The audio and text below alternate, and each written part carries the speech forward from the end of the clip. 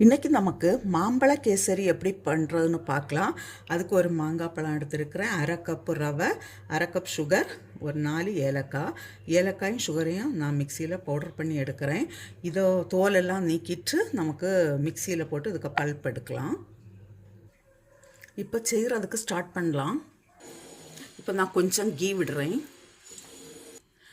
ரவையை இதில் ஃப்ரை பண்ணி எடுக்கலாம். இது வறுத்த ரவையாக இருந்தாலும் வறுக்காததுனால நம்ம கொஞ்சம் நேரம் ஃப்ரை பண்ணணும்.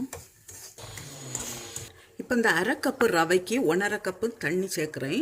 நான் தண்ணி சுடு தண்ணி தான் சேர்க்குறேன். இதில் இப்போ அரைச்சி வச்சுருக்கிற மாங்காய் பழ பல்ப்பை போடலாம்.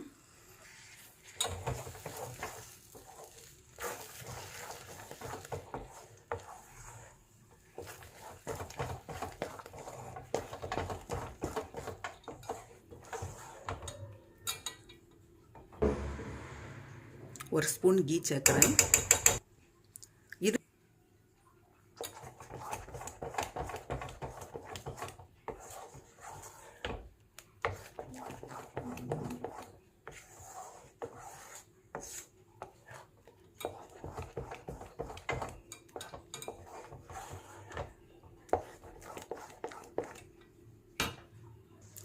இப்போ ஒரு 10 போல் முந்திரி பருப்பு நமக்கு நெய்யில் ஃப்ரை பண்ணி சேர்க்கலாம். இப்போ நான் இதில் சேர்க்குறேன்.